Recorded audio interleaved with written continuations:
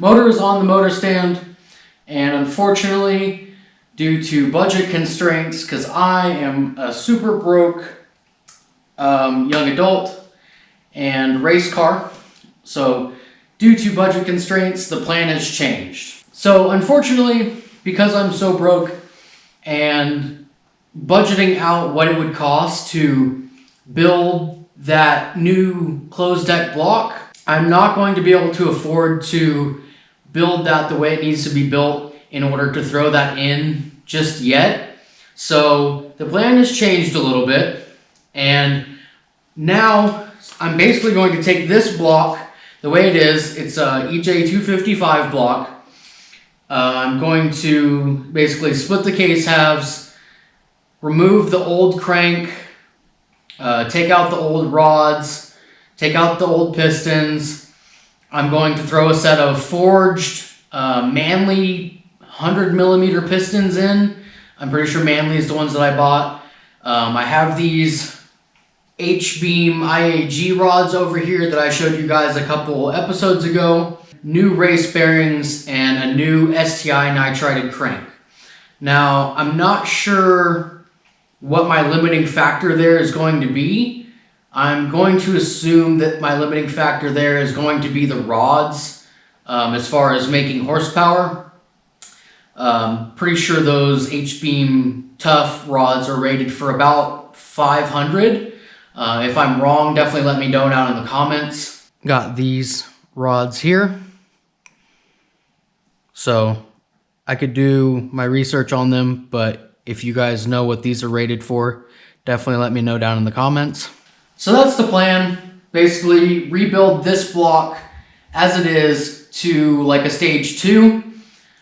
Probably not going to upgrade a whole lot more. I was going to run those 1700cc injectors, but in order to do that, I would have to upgrade to either a 525 fuel pump, which is more money. Like I said, I'm broke, so I can't afford to do a whole lot.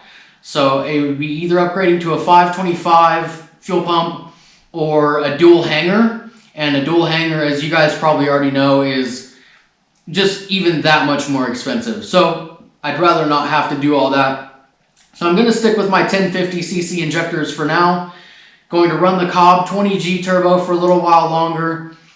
Maybe on this block I'll upgrade to something like a FP Black or a FP Blue. I think the blue is higher than the green, but I don't know a lot about FPs. So if you guys know about the FP series turbos, let me know down in the comments and let me know which one you guys think I should run. But that's the plan for this for now. In this episode, like you guys see, I have the engine on the stand. I'm going to go ahead and tear it all apart, and once we get it all apart, we'll take the block and we'll split it open, take everything out, and reassemble it with the new stuff. So I'm probably not going to get to tearing this apart tonight, but you guys will see in the next clip me tearing this down, you know, taking all the accessories and stuff off. So I guess let's go ahead and get into it.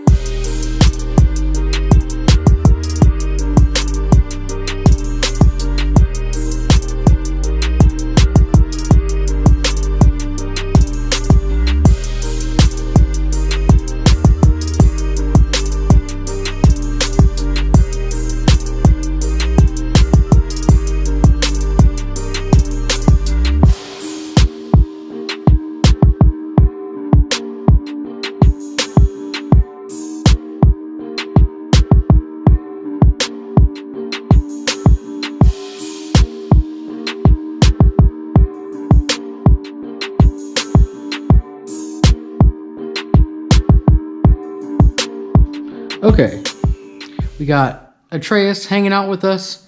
He kind of doesn't like the impact sound of the gun. I don't know if you guys saw him sprinting around, getting a little scared, but we are plugging along at pulling this thing apart. We got the manifold off. You guys saw that. Let me get out of the light. It's poor lighting. So hopefully this manifold won't be reused. I'll reuse the throttle body and the wiring harness, maybe the PCV crossover, probably the turbo inlet and the injectors. But like I told you guys last video, I'm going to be using this manifold right here, which is the NA long runner manifold. If you guys know anything about that, leave a like. This thing should provide for better airflow, hopefully a little bit more horsepower. I'm going to be getting this thing powder coated the same color as my Brimbos. Hopefully you guys can see that nice illusion violet, I think it was what it was called. For now, let's keep plugging away at taking this engine apart. I'm going to be reusing my timing, so I'm going to have to tension this tensioner and put a pin through it. I might just take it off for now and tension it on a vise. For now, let's go ahead and, like I said, probably take the exhaust manifold off. I'll decide what to do about the timing. We'll get the crossover pipe off, and we will keep plugging away.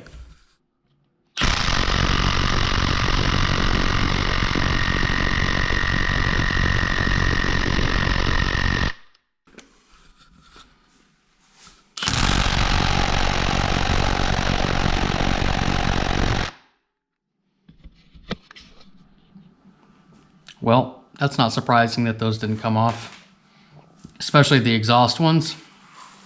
Probably a little bit over torqued, but I didn't build this motor, so it's not on me. Let's get the breaker bar. Gonna have to bring home the big 1/2-inch gun to get those off. Not an issue, we can finish it tomorrow.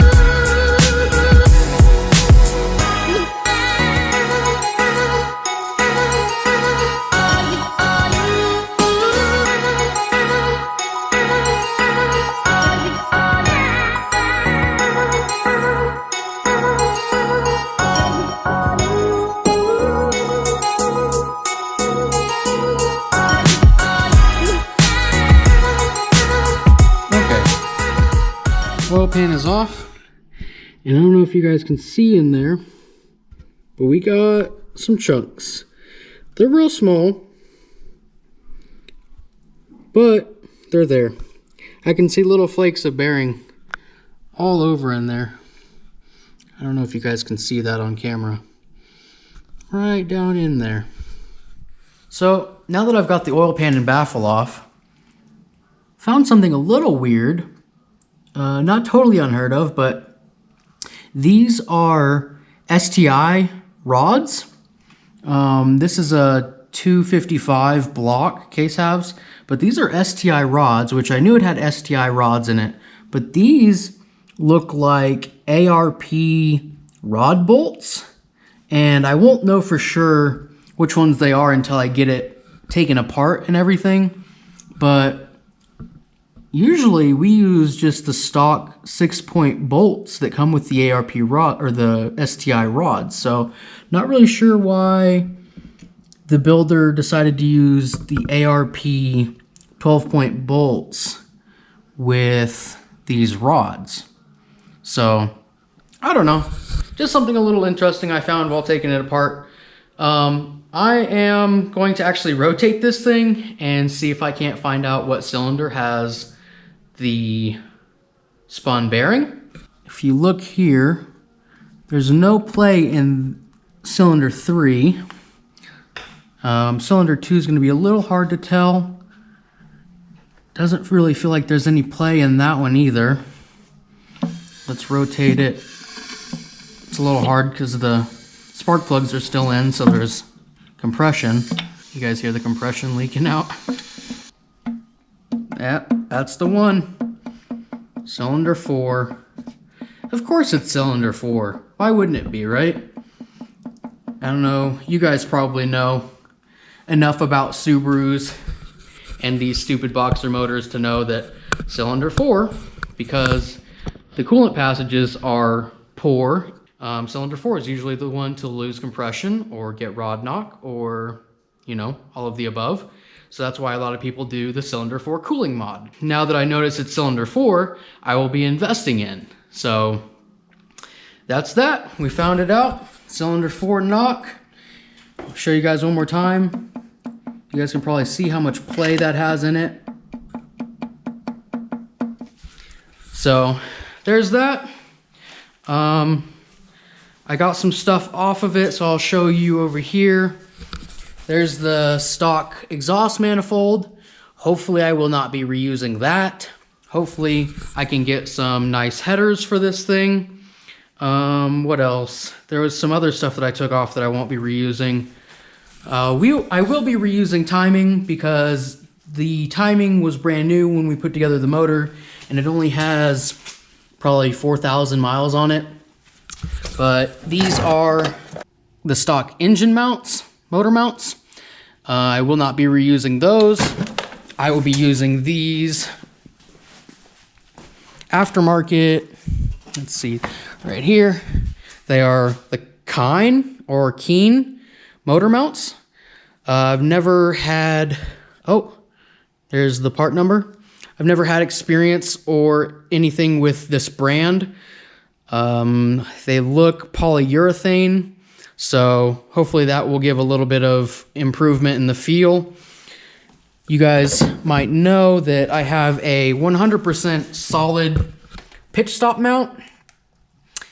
It doesn't have a bushing in this side or that side. It doesn't have like a rubber or polyurethane bushing, so that's 100% solid. So that puppy made a lot of difference when I installed the 6-speed as far as like response, or what it does is basically make sure that all your power is transferred and it's not lost in movement of the engine. It's kind of hard to explain, but it puts down power a little better. I mean, it's very minuscule. It's really only a cosmetic thing, but it's cool to have. And with the motor mounts, hopefully it'll do something similar and make the car feel a little bit more rigid. But there's that, guys. Cylinder 4 is the culprit.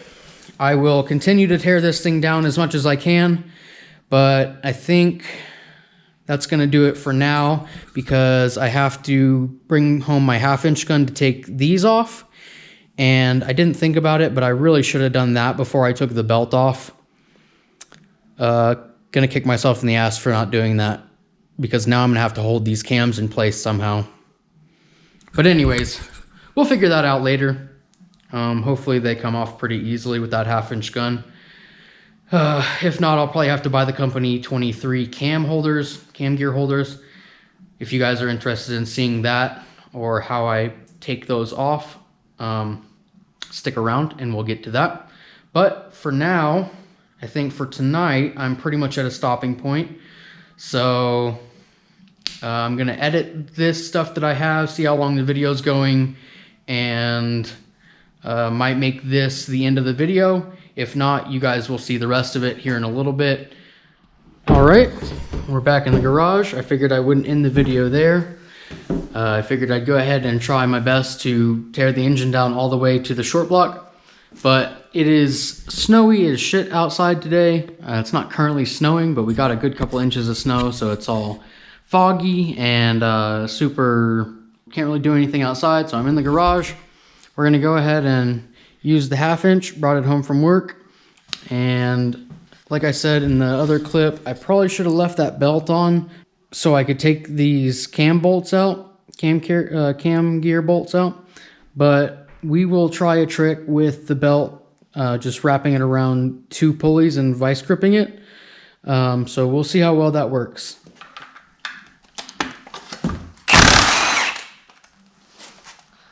Hell yeah, easy work.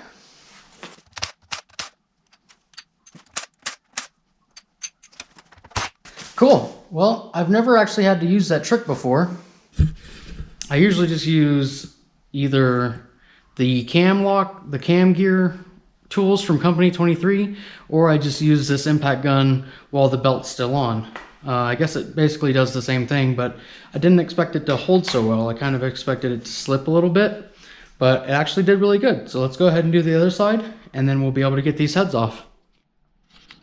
So just to kind of show you guys what I've got going on here, I wrapped the belt around the bottom pulley and the top pulley, just squeezed it together with my fingers as tight as I could, kind of wiggled it a little bit so there was as little slack in there as possible. And then since the vice grips are a little bit rough or sharp or marring or whatever, as you saw, to avoid damaging the belt, I just put a cloth in between. And I mean, there's a little spot on there, but should be good to go. So we can get these cam gears off. Just take these 10 mil hex bolts out, pull them off, and we should be good to pull the rear timing covers off and then take off the heads. But I'll bring you guys along.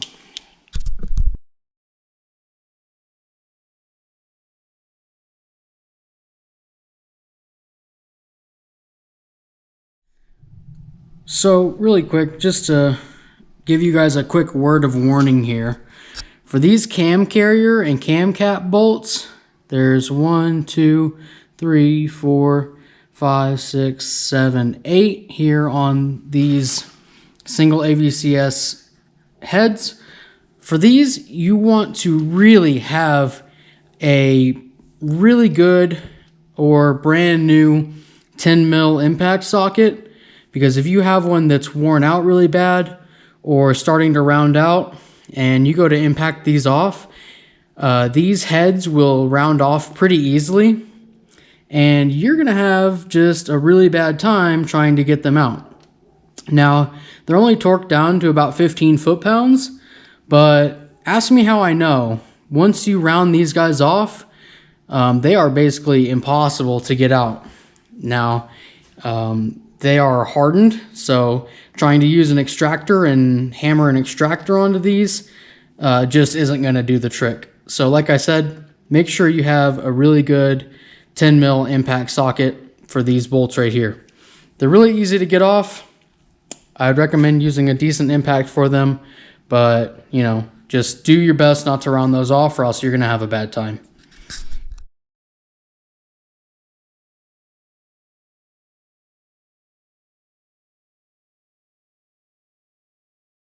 All right, so we got the first head off, and I just wanted to update you guys really quick. Going into this, I was really kind of curious as to what all the builder actually used in building this motor, because, you know, you pay somebody to do something, they give you an invoice, and, you know, it's never really 100% guaranteed what they used in the motor, and, you know, what parts they used, what they actually did, what they replaced, what they didn't, you know, stuff like that. So as you guys can see, we do have the ARP head studs. These are ARP 626s. I don't know off the top of my head if those are better or worse than the 2000s. I will do my research on that and update you before we end the video. But they're good head studs, and it looks like he used like a basic Japanese Nippon racing pistons, which are like, I don't know, I'd say it's like stage 1 plus. They're barely better than regular STI stock pistons, which is not a big deal. This is what I knew he used, or what he said he used in the block and everything, and what I knew I was getting. So it's a good sign to see that everything he said he used in it was actually used, instead of, you know, putting like stock WRX pistons or something crap in there and using regular stock head bolts, or, you know, silly stuff that I've seen people do in the past to customers that's just really not cool. Anyways, we got the first head off. We're going to work on getting the second head off and coolant crossover. I've got to heat up this crossover tube right here to get it off without breaking it, because these PCV lines get really brittle, but should be pretty simple, straightforward. So let's go ahead and get this second head off, and we'll end the video there.